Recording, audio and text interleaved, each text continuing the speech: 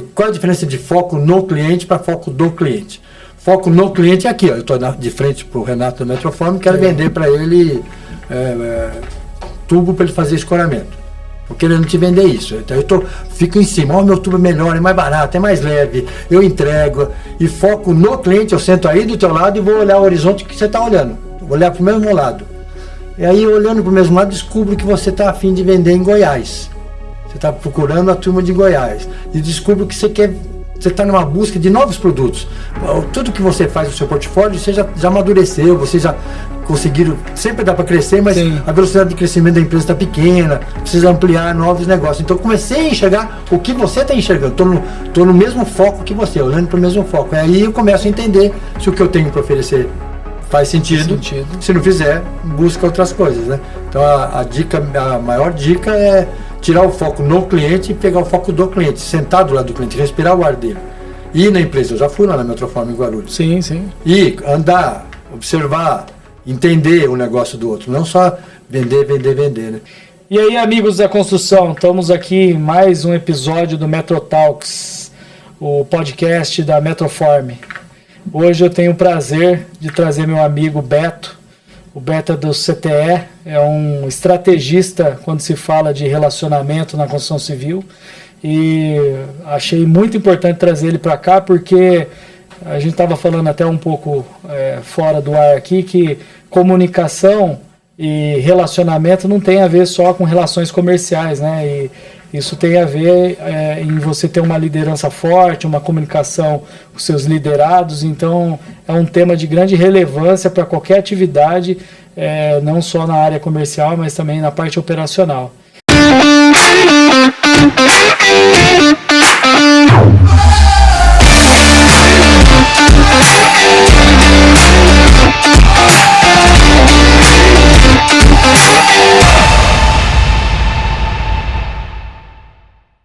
E aí eu queria agradecer você, Beto, que é um entusiasta do relacionamento na construção civil. Queria te agradecer, é um prazer estar aqui te recebendo e eu tenho certeza que vai ser vários insights aqui, bastante coisa boa aí para os nossos amigos da construção. Se tem alguém que deve agradecer, sou eu. Essa oportunidade de falar um pouco sobre o que eu faço, sobre que as empresas que eu atendo fazem, especialmente onde estou hoje no CTE. Eu que agradeço imensamente a oportunidade que você está me dando aqui. Espero que o nosso conteúdo seja relevante para o seu público. Ah, com certeza. E vou fazer já a primeira provocação aqui, que na verdade não é uma provocação, é uma curiosidade, né? A gente quereria conhecer um pouco mais do Beto, né? Saber da transição dele de física para marketing. Enfim, eu queria entender um pouco aí essa trajetória sua, como que você começou. Você me falou aqui um pouquinho que você já trabalhou com audiovisual, né? Então, é um cara bem eclético aí, veio para bater aqui na área de relacionamento na construção civil, ajuda aí muitos construtores, nós fornecedores, a ter uma conectividade aí e somar sinergia, né? Quanto tempo o seu podcast é editado? Tem, quando fica editado? Acho que uns 50 minutos, né? E não dava para falar de todas as coisas que eu fiz. Não. eu vou tentar resumir. Para falar tudo que eu fiz na vida, Renato, aí vai demorar muito, mas eu vou resumir assim. Quando eu era molecão, lá no ensino médio, eu queria ser cientista. Eu não fiz só física. No LinkedIn eu ponho só física, porque se eu fizer física e biologia, que foi o que eu fiz as duas e junto, estudei na USP na década de 80, eu fiz física e biologia. Mas se eu coloco isso no LinkedIn, os caras falam, poxa, ou ele está mentindo ou é doido, eu não vou nem querer falar com esse cara, né? Então eu tirei biologia, física tem um pouco mais a ver com a área que eu atuo hoje. E, como eu disse, eu queria ser cientista. O culpado não fui eu, foi meu pai que não falava nada. Ele podia ter falado, para, né, meu, o que você vai fazendo ciência no Brasil? E aí, quando eu saí da USP, eu fui experimentar vários caminhos aí. Cheguei a morar numa fazenda há 10 anos, fui produtor de leite e café. Tive marcenaria, legal. Trabalhei com um monte de coisa que se pode, mas muita coisa. Experimentei todos os setores. E o meu hobby sempre foi, meu hobby sempre foi o cinema, as artes visuais, fotografia, cinema. Eu até fiz um curta que foi premiado no Festival de Brasília. Nossa, que legal. É muito bacana mesmo. Esse é um orgulho para mim ter esse curta e ter esse prêmio lá pendurado na minha casa. Se eu tenho uma paixão, além da minha família, é o cinema. Eu vou no cinema toda semana e todos os dias praticamente assisto algum filme. No cinema mesmo, sala escura e telona, eu vou toda semana. Legal. Vou nos festivais e tudo mais. Essa é a minha... Quer saber um pouco sobre mim? Minha paixão é o cinema. E eu montei uma empresa de audiovisual. Eu fazia, no tempo que a gente não tinha essa pequena emissora de TV que nós temos, que a gente carrega no bolso, fazia vídeos institucionais para a indústria. E a gente fazia foto e vídeo de eventos do mundo corporativo, né, das empresas. Legal. E nessa trajetória, dos meus clientes, que é a Zascom, uma empresa de comunicação, me convidou para montar um canal do YouTube para o C3, Clube da Construção Civil. C3, quem é do setor conhece, é um clube focado em relacionamento na construção civil. Então eu fui para lá com esse convite. Te confesso que nesse dia que ele me convidou para trabalhar no C3, para prestar serviço para eles, né? Era meu cliente. Eu não sabia muito bem a diferença de um bloco estrutural e um bloco não estrutural. Eu tive que perguntar qual a diferença de construtora e incorporadora. Eu era completamente leigo na construção civil. O máximo que eu sabia é uma casa que eu construí para mim lá na minha fazenda. Aí eu fui trabalhando no C3, era um trabalho bem mais simples do que eu fazia. Quando você faz um vídeo institucional, naquela época, você tinha que deixar a fábrica, o chão de fábrica perfeito, ver os EPIs, os EPCs, os uniformes. Você escrevia um roteiro, né? Eu tinha uma especialidade em texto publicitário. Contratava um locutor, ia para o estúdio, fazer isso aqui com o locutor, via a locução dele, depois insertava as imagens em cima da locução que tinha a ver com o roteiro pré-aprovado pela indústria. É um trabalho cheio de detalhes bem complexos. Sim. E num evento o trabalho é highlight, depois editar as melhores coisas, faz um vídeo curto e emocionante mostrando que o evento foi bacana. Era bem mais simples. Então a minha turminha trabalhava e eu sentava na mesa, ia beber vinho com donos das construtoras, ia conversar com as pessoas.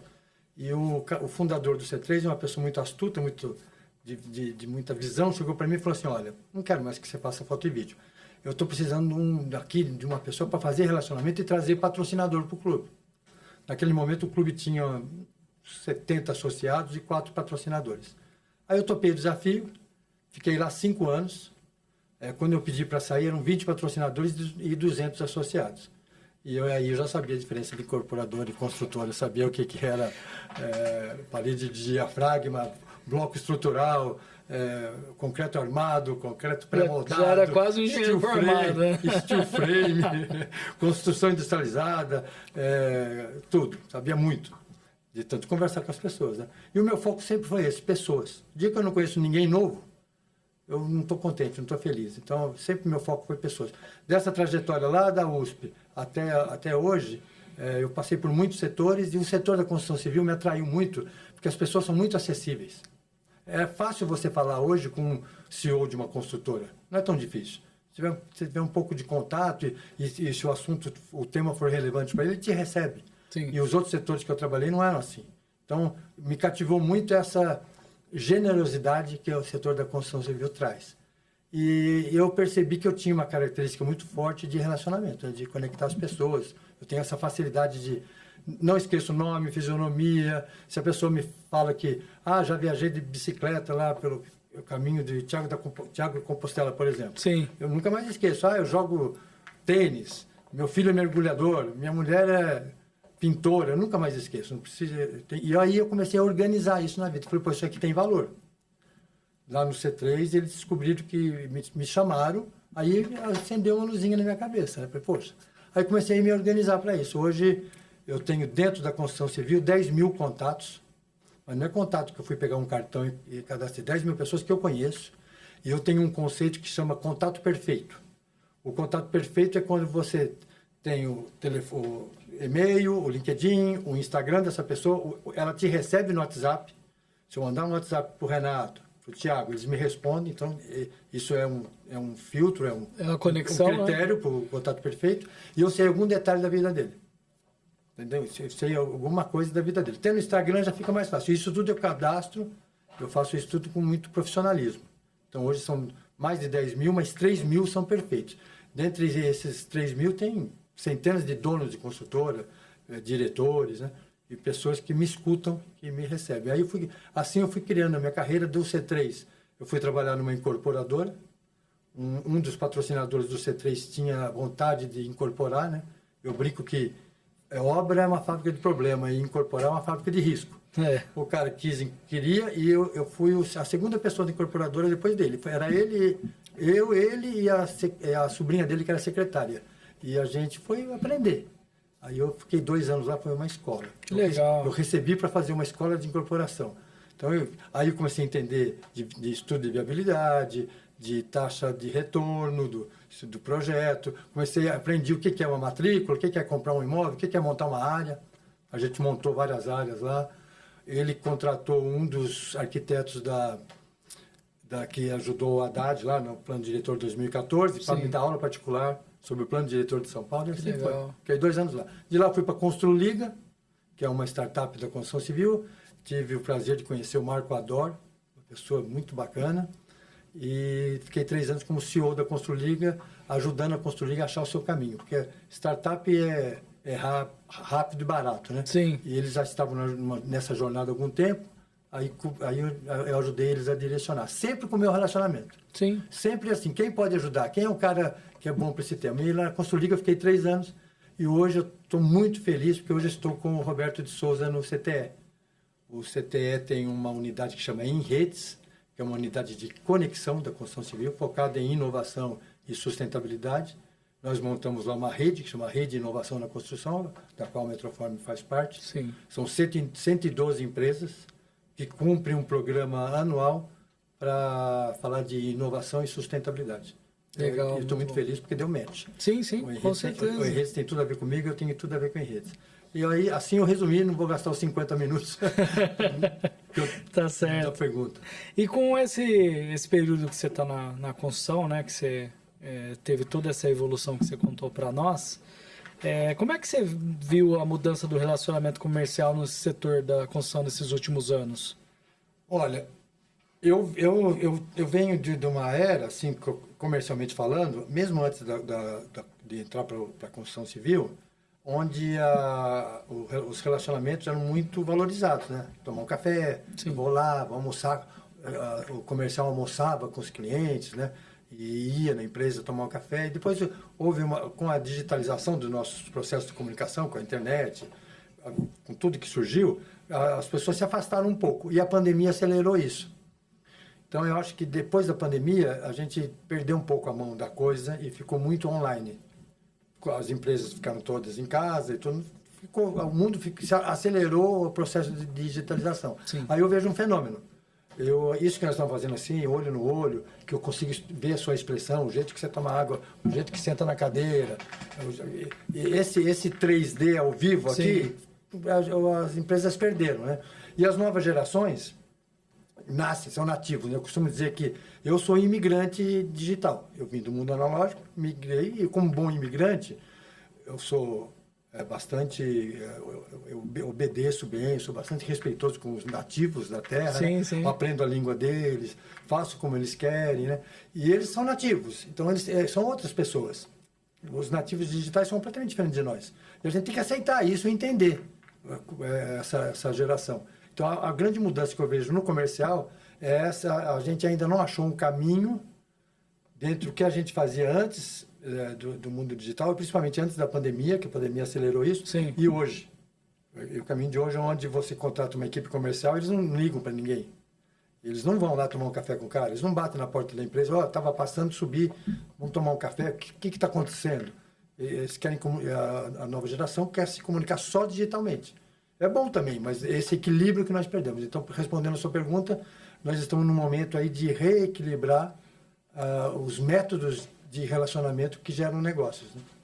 É legal você falar, você citou a palavra imigrante, eu achei até interessante, né? Achei muito pertinente, mas assim, é engraçado, Beto, que você tem uma habilidade natural de meio que, concatenar isso com um camaleão, né? Porque mesmo que você fala, igual você falou, vindo analógico e hoje eu estou no digital, eu não sou nativo, mas sou um cara que eu consigo trafegar bem, né? Mas isso eu acho que está intrinsecamente ligado a essa habilidade, essa Você mesmo falou para nós no início que você gosta muito de cinema. Sim. Então, já é o cara que está mais voltado à cultura, esse tipo de transição, fica mais fácil para ele trafegar entre esses dois planos, né?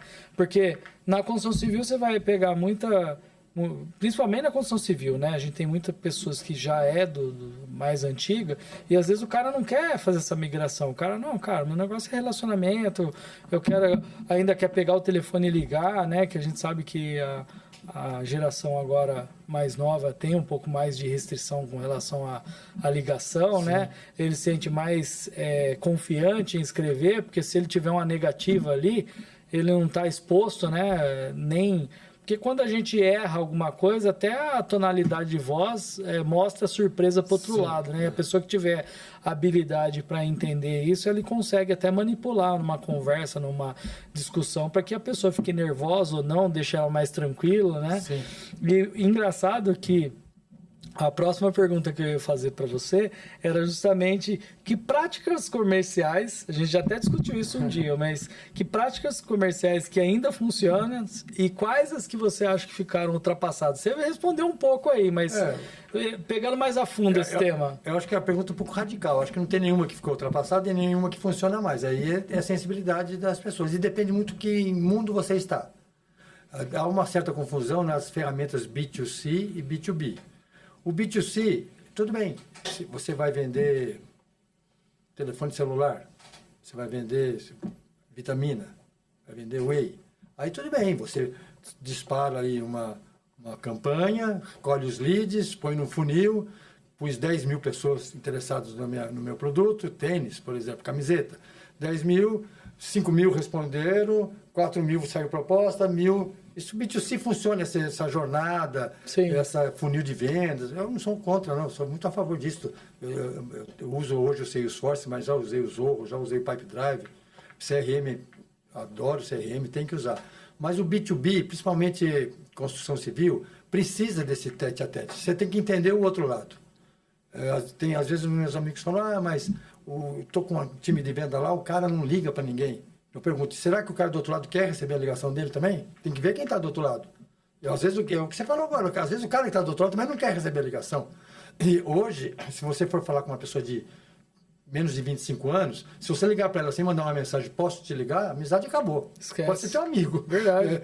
Ele quer saber, você falou muito bem, ele quer saber primeiro o que está falando, que mensagem é, para falar o quê, para ele se preparar e atender. Exatamente. Então tem que se colocar no lugar do outro é uma coisa assim, empatia, se coloque no lugar do outro é uma coisa muito, todo mundo fala, virou clichê, né? E é chato quando vira clichê uma coisa que é verdade. É, sim, verdade.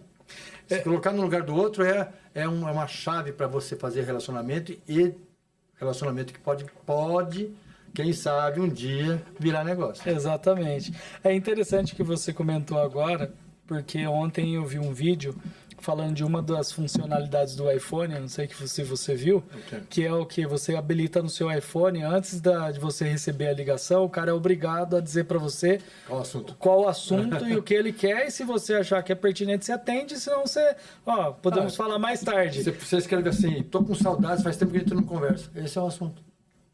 Você sumiu, tô com saudade, faz tempo de conversar. Acabei de assistir um filme aqui, lembrei de você. Olha quem eu encontrei aqui na feira, o teu amigo que você me apresentou lá atrás, estou mandando uma foto. Você está entendendo? Essa funcionalidade meio que é uma barreira para a pessoa se aproximar. Você, sim, pode se aproximar de uma maneira humana, né? Aí você criou técnicas de persuasão, né? Porque você com uma pergunta meio que afetiva, acaba que você força a pessoa a atender o telefone, não forçar, mas assim, ela vai ficar curiosa, falando, pô, que filme que saudade é essa? Que filme é esse? Exatamente. Mas eu te juro que não é técnica. Como é que eu vou dizer isso para você?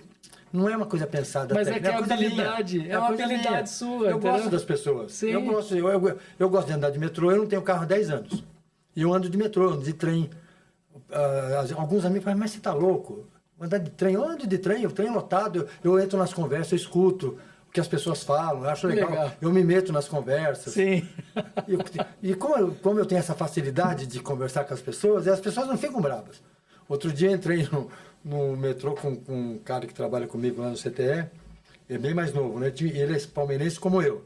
E tinha um monte de gente do Corinthians Nossa. indo pro jogo, né? Sim. Aí eu falei bem alto assim, Matheus, se a pessoa se eles descobrem que você é palmeirense roxo, falei alto, né? Aí todo mundo olhou e começou a dar risada, viu? Eu tava rindo também, né? E aí a gente fez amizade com eles. Legal. Então é assim, gente, quer ver aqui, vou te explicar mais ou menos assim, ó. Imagine que você foi viajar. Tá viajando. E o sonho da tua vida é ir para Paris. Sonho. Você pegou, foi para Paris. Visitou a Torre Eiffel, visitou Champs-Élysées, visitou tudo lá, ficou num lugar legal, fez tudo certo. Não conheceu ninguém novo, mas também não dominava a língua, mas era o seu sonho. Pôs no Instagram, fez foto, voltou. Eu encontro com você, e aí, Renato, o que você achou de Paris? Ah, maravilhoso, sensacional, lindo, bacana a viagem. Passou uma semana, você vai pagar a promessa em Aparecida do Norte, porque você falou, se eu for para Paris, Nossa Senhora, me ajuda a ir para Paris, se eu for para Paris, eu vou... Aí você chega lá em Aparecida do Norte e encontra um colega seu que estudou com você no ensino médio. Tá morando em Aparecida. O cara fala, pô, você tem que ir para casa ver meus filhos. Aí você vai para casa dele. A mulher dele faz um almoço, vocês almoçam, vê os filhos dele. Aí ele te leva pro sítio que ele acabou de comprar ali na serra. Tem uma vista bacana, tem um laguinho com uns peixes. Legal. Aí ele fala, você fica mais uma noite, dorme aqui comigo no sítio com a minha esposa, com a minha família, porque amanhã cedo nós vamos fazer uma trilha, você vai ver, dá para ver um mar lá de cima, nós vamos subir aqui na serra. Aí você volta dessa viagem, eu encontro você, e aí, Renato, nossa, você não acredita. Fui para Aparecida do Norte, achei um amigo meu melhor amigo de infância, que eu não via há tempo. Qual viagem foi mais legal? É gente que faz diferença com certeza, no mundo. Quem faz a diferença no mundo são as pessoas. É. E eu tenho isso tão dentro de mim que a vida flui com essa história do relacionamento, né? E falando um pouco do que você falou de técnica de persuasão e tudo mais, eu acho isso perigoso, né? Tem que saber usar essas coisas, né? Senão você fica muito matemático. Sim. E o ser humano é muito esperto. Eles são espertos, os seres humanos não são Sim, sim. Eles veem na gente, escaneiam a gente e vê se você, qual é a sua intenção, você é realmente tá original, né? Ou não. E eu acho que, eu sempre falo, eu não vendo nada. Quando eu vou nas empresas e começo a bater meta, os caras falam, nossa, bateu meta logo de cara. Eu não vendo nada. Meus amigos é que compram. A minha vida é fazer amizade. Como eu faço tanta amizade, meu funil de amigos, o CRM de amigos, o funil é enorme. Se você ligar para um amigão seu, Metroform, você tem um cliente, sei lá, qual é o melhor cliente que você tem, a empresa que tem lá um diretor de engenharia que te adora, você gosta dele, vocês viajam junto no final de semana. Se você ligar para esse cara, falar, olha, saí da Metroform, briguei com o Thiago, foi chato, saí e não quero mais saber da construção civil. Abri uma hamburgueria. O que esse diretor de engenharia vai falar para você na hora? Aonde é? Eu vou levar minha mulher e meus filhos no final de semana lá. Então, vou lá conhecer, tá vendo que você não vende nada? Os seus amigos que compram. Então, o relacionamento tem que ser genuíno. Se você é um cara tímido, que não gosta de se relacionar, não vai para o comercial. Simples assim, não tenta. Não põe uma pessoa no comercial que não gosta de gente. Se você for treinar uma pessoa para vir para o seu comercial da Metroform e perceber de cara que é uma pessoa ou é tímida ou é desanimada com o ser humano, sabe aquelas pessoas, o ser humano não presta, não contrata para o comercial, põe ela numa sala, põe ela para processo, para outras coisas, acha o caminho dela. Para estar no comercial tem que gostar de gente. Tem que gostar de pessoas, né? Não tem como, né? Um bom teste é colocar ela na linha Esmeralda, 9, agora, daqui a pouco, aqui na Vila Olímpia, umas 6 da tarde. Exatamente. Ele vai sumir, né? Não volta na sua empresa nunca mais. Mas é engraçado, né? Porque você falou de andar no metrô, trem, eu também já fiz muito isso em São Paulo. Já fez, lá o cara tá esnobando a gente, já fiz muito. Agora anda com a Porsche. Mas é engraçado que você, por exemplo, você desce ali nas estações ali da Paulista, é aquela quantidade de gente entrando, saindo. Sim. Mas por que eu toquei nesse assunto? Porque eu lembro que eu trabalhava numa outra empresa, né? E eu trouxe um assistente técnico do interior, lá de Ribeirão Preto. E lá, cara, se eu tô falando coisa de 2006, o cara só escutava coisa ruim de São Paulo. Quando eu vim pra cá em 2005 também, eu vim porque eu era topetudo, assim. Sim. Porque se eu fosse na conversa do meu pai e da minha mãe, que morou aqui muito tempo, eu não teria colocado o pé aqui de jeito nenhum. Pra eles, você tá indo pro... E não é assim cara, também. aí a hora que você vem pra cá, e aí agora, depois de 20 anos, né, respirando São Paulo, eu entendo o fato de você falar, eu pego um trem, um metrô e tal. Por quê? Porque você conhece a cidade onde você está. Todo mundo acha que vir para São Paulo é inseguro. Não, olha, lá toda hora o cara vai ser assaltado. Na verdade, é muito diferente. é que aqui, quando você vem para cá, você cria anticorpos, você consegue fazer leitura dos locais onde você realmente está inseguro. A luz amarela do perigo acende. Né? Exatamente. E concatenando com a França, com que você comentou aí, né, com Paris, eu tive lá recentemente. Eu estou sabendo, por isso que eu fiz essa analogia, eu usei Paris. Eu rodei lá, Portugal, e, cara, lá também tem perigo. Conversamos com um nativo lá, cara, que é perigoso também, só que o perigo lá é um pouco diferente daqui. Por exemplo, lá o cara não te rouba, mas ele te furta. Se você não tomar cuidado, ele tira seu celular, você não percebe, ele corta sua bolsa e leva, vamos dizer, sua carteira. Então, é um furto. Mais habilidoso, eles são mais habilidosos. Até porque se ele roubar, né, se tiver, é um risco muito grande para eles, em termos que ele pode ser preso e não sair mais, né? Sim. Então, aí eu fico pensando assim, difícil você vai ver um brasileiro que mora em São Paulo ser assaltado num lugar desse aí, porque, por exemplo, a primeira vez... O nível de atenção é muito maior. A primeira vez que eu fui pra lá, que o pessoal tava falando das pickpockets e tal, pô, você entra no metrô, você já entra meio assim, ó, meio esperto, assim, meio, né, orientado e tal, e eu lembro que eu ia com meu filho, né, e a gente fez uma reunião, ó, gente, nós vamos entrar no metrô, eu vou ficar desse lado aqui do metrô, você fica ali, eu tô vendo um 180 graus aqui, você tá 180 graus aqui. Costa pro outro. Exatamente, não, e aí tava minha esposa e minha filha, eu falei... Imagina vocês, um de costa pro outro assim. Não, e com óculos escuros, né? Então, eu olhava aquela cena e falei assim, cara, a gente não vai ser assaltado aqui nunca, porque eu acho que quem viu a gente entrar no metrô, eu falei assim, cara, esse cara não é normal não. São terroristas, são terroristas. Mas porque você vai... Pô, se você usar o sexto, sétimo, oitavo sentido que você tem que usar aqui em São Paulo, eu acho até um absurdo. Não que é impossível, mas você vê os assaltos do cara tá com o celular na mão, que o cara passa com a bicicleta, pega o celular e leva embora, pô, as pessoas têm que ficar mais atentas, porque senão é roubado mesmo, né? Eu prefiro viver do que ficar nessa paranoia. Então, mas eu acho que é isso. Viver é bem melhor. E eu acredito muito também que quando você pensa demais em uma coisa, você, de certa forma, você atrai ela, né? Tem essas leis aí do universo. Mas é aquele negócio, tem gente que acredita, tem gente que não. Eu prefiro acreditar, porque eu acho que faz todo sentido, né? E, Beto, voltando aqui para a nossa conversa, você tem contato muito com construtoras, óbvio, sim, mas você também tem muito contato com fornecedor, bastante, com vendedores, sim, com gerente de vendas, projetistas, mas puxando lá de relacionamento até a parte comercial, a sua percepção, conversando com as pessoas, o que você acha que hoje um cara que quer performar hoje dentro da construção civil, qual que é o principal elemento que você vê que as pessoas não têm e que talvez isso traria mais resultados? Que você fala? O cara está na indústria, quer vender, ou o cara está numa construtora e quer subir? Não, ele quer vender para a indústria da construção civil. Quais são os erros que você vê que às vezes as pessoas cometem involuntariamente? Primeiro, o que eu acho o maior é vai muito com muita sede ao pote. Encontra você num evento ou consegue uma reunião, já entra abrindo o PPT, já postando na tela, já falando de preço, o meu melhor que o que você está usando aí, o meu tem mais qualidade que você. Isso aí para qualquer área, não é só na área de construção civil.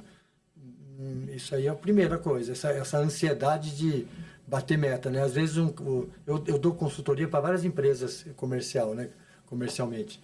E aí eu dou palestras sobre relacionamento que geram negócios e sobre atitude, respondo perguntas como essa, né? E eu sempre falo isso. Eu só abro um notebook com PPT numa reunião de negócio quando outra parte pede. Falando, preciso de um PPT para me atualizar. Você tem alguns slides, a outra parte, um engenheiro visual quer ver, mas dificilmente ele me pede. Eu levo um note na mochila, 99% das vezes nem abro, nem pego. A gente vai conversando, vai quebrando o gelo e vai entendendo a dor do outro, o que realmente ele precisa. Quando você está com muita sede ao pote, você invade e acaba vendendo um hambúrguer para um cara que acabou de comer uma feijoada. Você não vai vender, ele não vai comprar.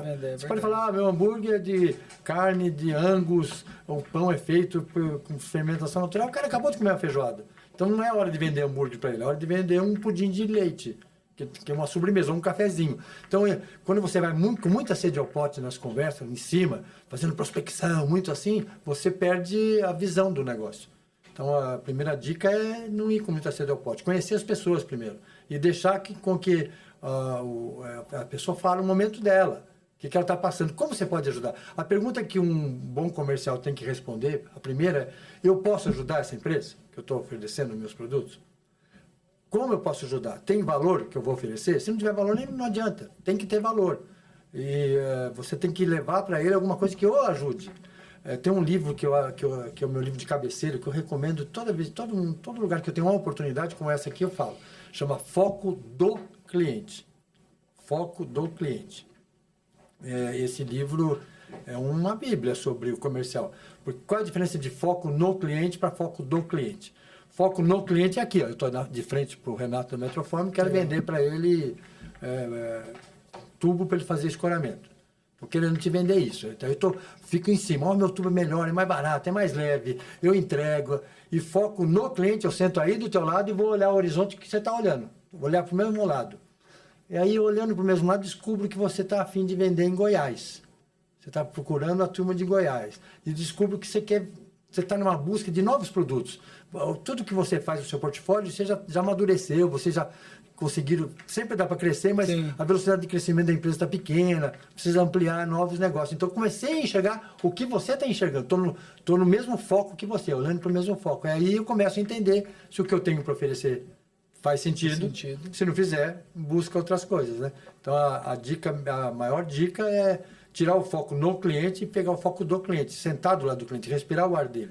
Ir na empresa, eu já fui lá na Metroform em Guarulhos. Sim, sim. Ir, andar, observar, entender o negócio do outro, não só vender, né? Às vezes, quando eu vou nesses treinamentos que eu dou, as pessoas falam, o que eu faço para bater minha meta do mês? Eu falo, o que você fez em 2022 para esse cliente? Como assim 2022? Então, você vai vender hoje o que você plantou lá atrás. Você fez um relacionamento duradouro. Hoje em dia, todo mundo só vende um produto, confiança. É só o único produto que a gente vende. É confiança. A pessoa confiou em você, aí você começa a crescer dentro do cliente e não pode pisar na bola, não pode perder essa confiança. Então, essa sede ao pote de bater a meta, de mostrar o produto. Você tive uma oportunidade com o diretor da empresa, eu vou chegar lá, não vou perder um segundo. E isso aí não transmite confiança para o outro lado. Você pode estar oferecendo um produto que ele não precisa. Você pode estar falando com a pessoa errada. Interessante você saber se está falando com a pessoa certa. Perguntar, olha, eu vim oferecer escoramento, vim oferecer EPC, proteção coletiva. É com você? Ele falou, não é comigo. Eu sou suprimento, mas eu só compro concreto e aço. Aí, então, você pode até continuar a reunião com ele para conhecê-lo melhor amanhã, você não sabe de dia de amanhã. Claro. Mas você tem que vender para o outro. E ele pode ser uma conexão sua, né? Conexão nunca é demais. A conexão não ocupa espaço. Nunca é demais. Conexão você tem que ter sempre. Sempre, o tempo inteiro. Eu consigo ver no LinkedIn quem você não consegue ver no LinkedIn quando a pessoa está open to work. Sim. Então eu consigo ver num evento. Eu sei que como a pessoa se comporta diferente das outras que ela está procurando contato. Está caçando, né? Então ela deve fazer isso sempre. Uma outra dica é sempre pense que você acabou de ser desligado da sua empresa. Faça relacionamento sempre. Mas eu sou diretor da empresa, estou lá há 20 anos, mas continua fazendo relacionamento. A gente não sabe, né? A vida vira muito rápido, né? E o legal da vida é gente, né? Com certeza. Ô, Beto, e nas suas andanças aí, a gente falou agora de comercial, mas vamos agora para operacional. Você deve escutar muito diretor de empresa, CEO, proprietário, né, de consultora, de incorporadora. Falando em mão de obra, né, que a gente sabe que hoje é um gargalo na construção civil, sim. Levando em consideração comunicação, o que você acha que hoje falta na parte operacional? Porque quando a gente fala em comunicação para a área operacional, a gente pode ter amigos, a gente pode fazer amigos, a gente pode fazer parcerias onde você tem um conhecimento que você pode transmitir para mim, e eu tenho a comunicação onde eu tenho que, como liderado ou como líder, né, ou como gestor, também ter essa transição que não tem nada a ver com comercial, mas tem a ver um pouco de você vender você como pessoa, porque a gente... É comercial, totalmente comercial. Porque às vezes eu faço algo porque é o Beto, que é um cara gente boa, porque a gente tem uma amizade e às vezes a gente, putz, eu vou destinar aqui esse tempo aqui porque o Beto tá pedindo para mim. Enquanto que se eu não tiver conexão nenhuma com você, eu posso não ter nenhum compromisso de disponibilizar uma parte do meu tempo para poder te atender. Como é que você vê? Você tem essa experiência dentro da consultora? A tua pergunta é bastante ampla e eu vou tentar te responder. Quem não entende de gente não entende de negócio. Então, se um cara se propõe a ser gestor de uma equipe, ele não conhece, não entende, não sabe ouvir as pessoas, não sabe escanear, não sabe entender quando aquele colaborador dele não está rendendo, por entender o motivo. Se não entende de gente, esquece. Você vai fazer outra coisa, você não entende de negócio. Então, tem que entender de gente. E a outra coisa é o conflito geracional. Nós já falamos aqui hoje. Tem que você observar muito que as gerações mudou. Outro dia eu vi uma capa de revista assim, problemas com os jovens, o engajamento de jovens. O engajamento de jovens no setor da construção. Aí você vai ver a capa da revista de 1966. Então, quer dizer, vai ter. Atual, né? Agora o que amplificou foi a digitalização, porque o jovem acha que a gente que é imigrante não sabe nada do mundo digital. Então não escutam a gente para nada.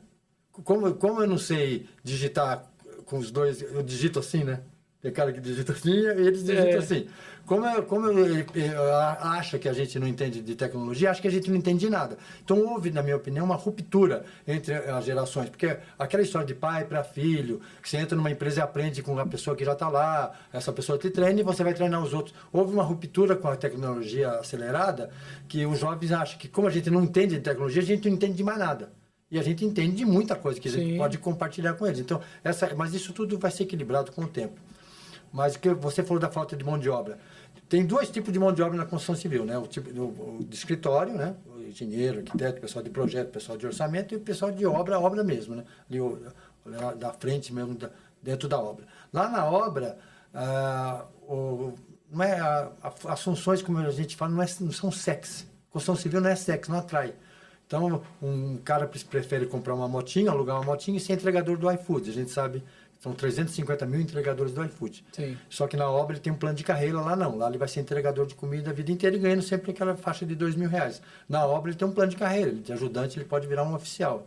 Ganha 2, pode ganhar até 15, sei lá. Sim. Depende da função. Mas ninguém quer ir. E o cara que está na obra não quer que o filho dele vá também.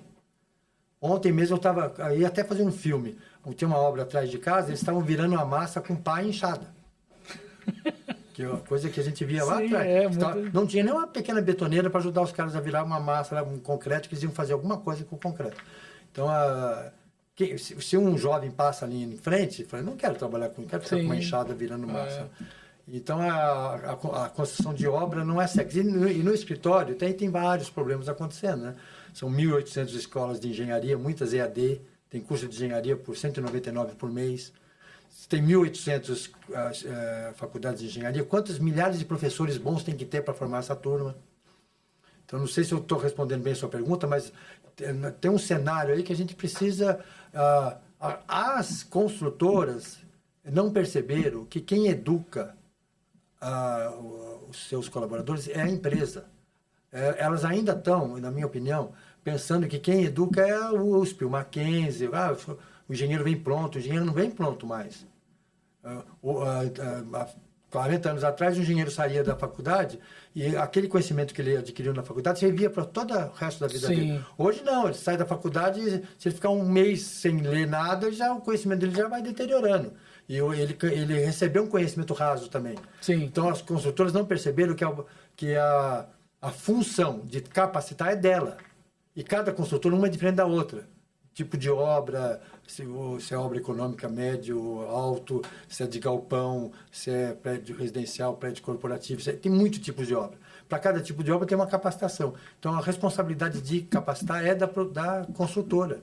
Não é não vem pronto. No mercado não tem colaborador pronto. Talvez por isso a vantagem de um jovem que consegue entrar como estagiário numa consultora de médio para grande porte, que tem uma cultura bem delineada, explícita, talvez dê uma oportunidade para ele melhor no mercado, porque ele chega lá, ele tem um acervo de informação e de aprendizado que talvez numa consultora menor ou numa empreiteira ele vai demorar mais tempo. Não tem acesso à capacitação. Isso depende da consultora. Tem consultora grande que não capacita também, quer que o cara venha pronto, né?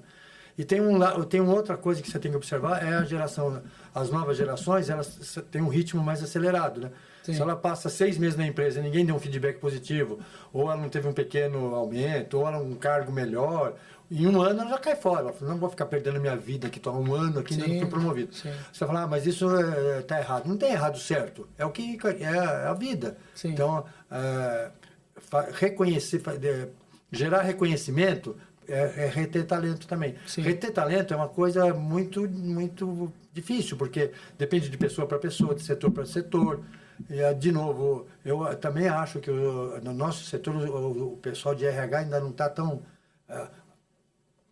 a liderança do nosso setor, o board, ainda não deu tanta atenção para fazer um RH mais profissional. Sim. Eu acho os RHs das consultoras um pouco ainda júnior demais. E eu, na minha opinião, o RH é o principal o time da empresa é o pessoal de RH. Sim. Mais que o pessoal de engenharia de obra, mais que o pessoal de projeto. O RH, para mim, é o primeiro. Ele tem que estar de olho nas pessoas e... A empresa são pessoas. A empresa não é o prédio, não são as máquinas. Sim. São as pessoas, Ele não precisa entender tecnicamente, ele precisa entender das pessoas. Das pessoas, né? E motivar, reter talento está difícil. Engajamento. Como é que você engaja, como é que você capacita um time seu de engenheiros e engaja esse pessoal, engajamento do pessoal de obra, os empreiteiros. Sim. Como é que o empreiteiro fica com você, não abandona, você vai para outro por conta de R$1.000 no orçamento. Tem vários desafios. Eu participo a minha função na empresa que eu estou hoje é de relacionamento com o mercado. Então, acabei de vir de uma feira de Balneário Camboriú, fiquei uma semana lá. E assisti várias palestras por lá e visitei vários amigos que trabalham lá e são de lá. E eu vou muito em congresso, leio o tempo inteiro sobre a construção civil, né? Legal. E o que eu acho que do nosso setor que está faltando? Atenção com as pessoas. Tudo dentro de uma empresa vem de pessoas. Então, entender do cara da obra, entender de um engenheiro, entender do arquiteto, entender de um jovem aprendiz, de um estagiário, ir no detalhe de cada pessoa. Isso era uma função da liderança e o RH apoiando, né? Legal. É legal você falar isso, porque eu trabalhei por 3 anos numa franqueadora, num franchise, né? E quando eu trabalhei nessa franchise, o salário não era sedutor para nenhum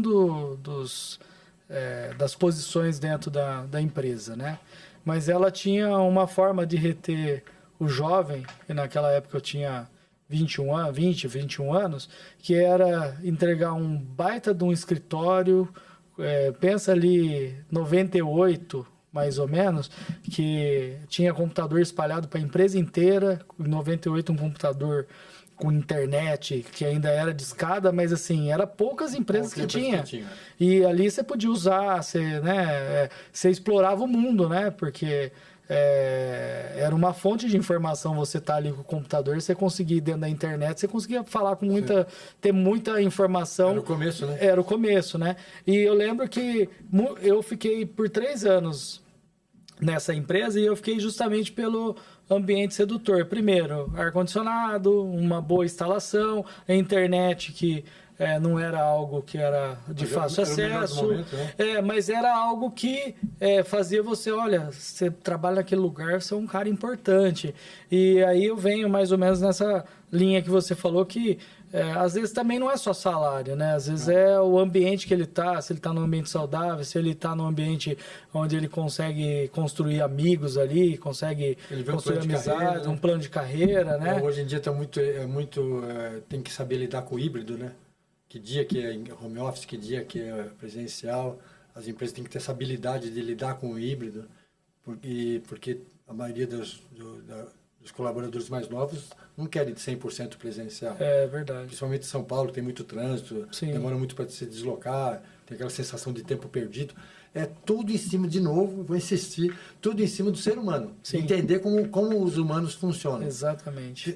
Quem não entende de humano não entende de negócio. Negócio não é máquina e prédio, é gente. É gente que opera as máquinas e gente que constrói os prédios. Muito bom. Beto, vamos falar um pouco do Beto. Qual que é o seu papel lá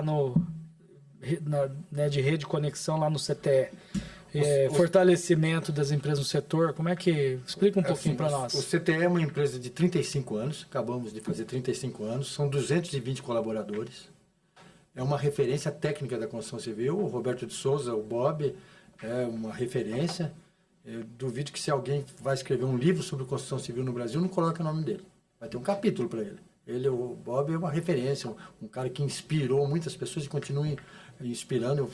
Realmente, trabalhar com ele é uma honra muito grande, entender como ele construiu uma empresa de consultoria, 35 anos, num setor tão volátil que nem o nosso, cheio de altos e baixos. O nosso setor é uma senoide de momentos bons e momentos não tão bons. E ele está há 35 anos surfando nisso. E o CTE atua em 3 jornadas, basicamente. O CTE atua na jornada da obra, né? Custo, prazo, qualidade, nas normas de desempenho, nas ISO. Essa é a primeira jornada do CTE, mais focada no desempenho das obras, né? Em ajudar as empresas a acertarem custo, prazo e qualidade e obedecer às normas de desempenho. E quando a empresa precisa de uma certificação de qualidade, o CTE atua nessa primeira jornada. Legal. Na segunda jornada é a jornada da sustentabilidade. Então o CTE tem um market share pioneiro, assim, ótimo por exemplo, o LEED, esse prédio que nós estamos aqui, eu estava vendo lá embaixo, ele é certificado LEED Gold. Sim. E o CTE dos 800 ativos certificados LEED no Brasil, 450 mais ou menos foram feitos com a consultoria do CTE. Então, market share total para o LEED. Né? Além disso, outras certificações, o ED, o AQUA, o WELL, FitWell, as certificações de bairros planejados. Então, a segunda jornada que o CTE atua é na jornada das certificações de sustentabilidade. E tem um time lá... Fantástico. Os caras são bons mesmo. Não é porque é a empresa que eu estou atendendo agora. Sim. É referência, sou eu que estou falando, é o mercado que está falando. Sim. E a terceira jornada onde eu me incluo é a jornada da conexão, capacitação e inovação. Né? O CTE, o Bob percebeu que ele tinha uma responsabilidade de melhoria no setor. E não se melhora nada sem conexão. Não se faz inovação sozinho. Vocês lá na Metroform, sozinho, lá no laboratório, inventando uma coisa nova, lá com o professor Pardal, você não inova. Você só inova com uma construtora ajudando você. Quando você visita uma obra e vê a deficiência de uma peça, quando você vai numa outra obra e percebe que a tela rasgou com o vento. Com certeza. Você só inova conversando com quem usa os seus produtos. Legal. E com os seus concorrentes. O que o pessoal que é meu concorrente está fazendo? Como é que se faz na Europa? Vocês não viajam? Vão para a China? Sim. Então, inovação só se faz com conexão. E o Bob enxergou isso lá atrás e montou uma... Pioneiro, né? Ele é pioneiro em várias coisas. E ele montou uma unidade chamada Enredes. O Enredes é uma unidade dedicada à conexão e à capacitação. E tem tudo a ver com o que eu penso, né? Então deu match. Quando ele me convidou para trabalhar no Enredes, deu match total. E hoje no Enredes nós temos várias ações. A gente faz missão, já foi para a China, já foi para a Europa, várias vezes para o Vale do Silício. Sim. Pega as construtoras, põe todo mundo junto e vai visitar outras realidades de obras. Legal. Dentro do Brasil também, para o Nordeste. Agora nós vamos fazer uma segunda missão, já fizemos ano passado, vamos para a segunda etapa da missão Santa Catarina, Balneário Camboriú, para visitar obras, edifícios de grande altura. O Enredes também faz eventos, acabamos de fazer um evento sobre edifícios altos do Brasil, colocamos 380 decisores técnicos na plateia. E um evento de 2 dias altamente técnico. Trouxemos palestrantes internacionais para falar de vento, para falar de fundação, para falar de estrutura. Foi muito bacana. Então, o CTE é uma empresa altamente técnica e eu me encontro no Enredes, que é uma unidade do CTE que promove a conexão e a capacitação. Capacitação também, dentro do CTE, nós temos uma universidade online, chama UniCTE, onde a gente capacita os engenheiros e arquitetos e montamos academias exclusivas dentro das construtoras. As construtoras que enxergam longe, que já entenderam que a capacitação do seu time é a responsabilidade dela, que o time não vai vir pronto de fora, elas estão montando universidades próprias. Legal. A Ribeiro Caranja já montou com a gente, a Unitar já montou com a gente, tem umas 5 ou 6 aí que nós estamos desenhando. A gente ajuda elas a desenharem universidade corporativa, e que de acordo com as dores, é específica de cada uma. Então, o CTE hoje atua nessas 3 áreas e eu tenho assim, a honra de estar junto com o Bob na área no Enredes, que é na área de conexão, capacitação, para falar de inovação e sustentabilidade. Excelente.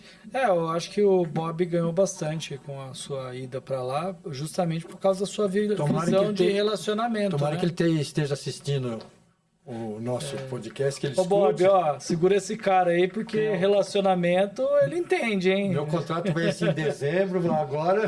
Vamos renovar, hein, Bob? Não dá para perder um cara que é um maestro em poder conectar pessoas, hein?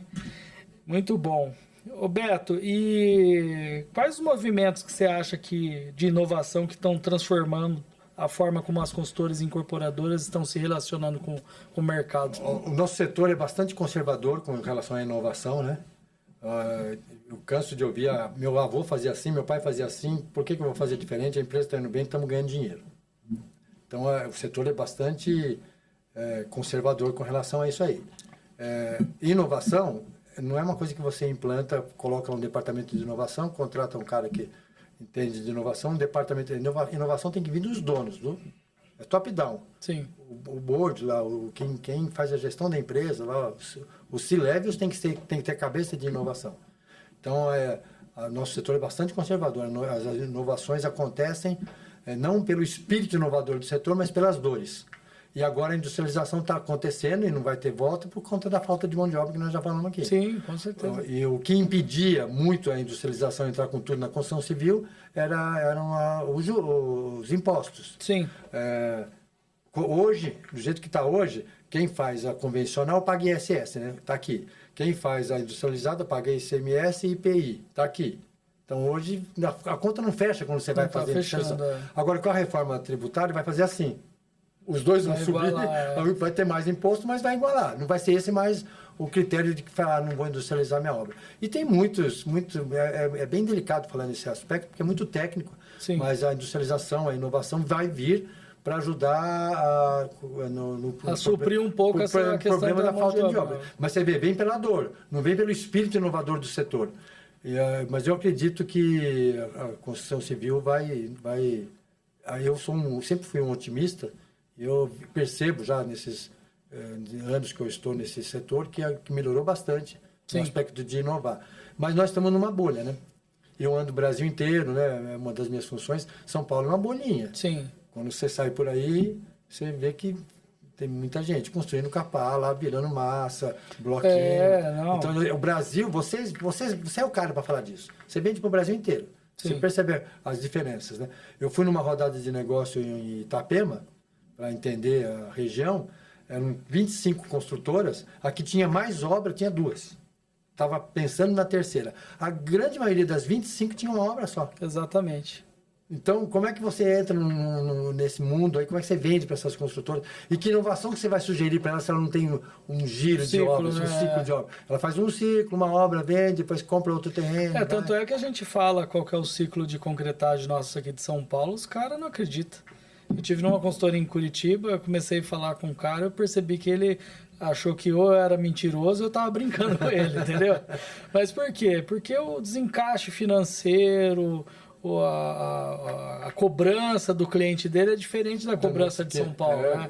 O cara que tira... Quando a gente vai para baixa renda, a gente sabe que tem o encaixe financeiro, tem um prazo. Tem um padrão, né? Mas o cara espera que pelo menos naquele prazo você conclua, né? E o prazo que antigamente o cara falava de 4 anos tá cada vez mais achatando, né? Até porque o financiamento também ganhou um percentual maior, né? na unidade. Agora, quando você vai, por exemplo, para outros estados brasileiros, às vezes o cara compra já planejando para morar ali dali 5 anos, 6 anos. Então, para o cara, se a obra demorar... E ele está fazendo uma obra só? É uma obra só. Como é que ele vai introduzir inovação? Então. Aí, quando você vai falar de escoramento, que o cara usa madeira, ele, rapaz, aqui no Pará, madeira é o que mais tem e tal. Só que ele não consegue entender que tem uma, né, que é um próximo tema que eu ia perguntar para você aqui, que tem uma questão de sustentabilidade. Né, aí eu vou te falar, cara, aí é mais difícil ainda. a empresa fala, eu sou sustentável. Você pergunta, mas quanto que você é sustentável? Não é onde? Eu reciclo lixo, meus resíduos. Quanto você é sustentável? Exatamente. Tem que medir isso. Para medir isso, tem que entender o quanto eu sou. Quanto esse material que eu uso na minha obra me faz mais sustentável. Não é, da onde ele vem, como que ele é feito, qual né? é o ciclo de vida dele, como é que ele é. Então tem um estudo técnico sobre o ciclo de vida dos materiais usados. E aí, todo mundo quer falar que é sustentável. Eu ligo eu sou ESG, minha empresa é ESG, quando? O que você faz no E, o que você faz no S, o que você faz no G? E o que você não fazia o ano passado, o que você está fazendo esse ano? Para onde você está indo? Quais são os seus próximos? Falar que é sustentável é muito simples, né? Mas aí nós estamos bem longe. Mas eu sou um cara muito otimista, 1000 anos passa rápido, já a gente acha o caminho de... geralmente ele fala que ele está no ESG, né? Mas ele está no E, né? Ele está se enganando. Né? A governança aqui, as grandes têm governança, o G é mais fácil. Sim. O E faz uma certificação, né? Você quer ser certificado, se o fundo de investimento só investiu em você, se você se certificar, você vai ter que se certificar, vira uma obrigação. Sim. E o S... o S eu dou 70 cestas básicas no Natal, é o S. O S é o X da questão. O S merece um podcast só pra gente falar do S. Exatamente. A gente está aprendendo, então tem muito o que fazer.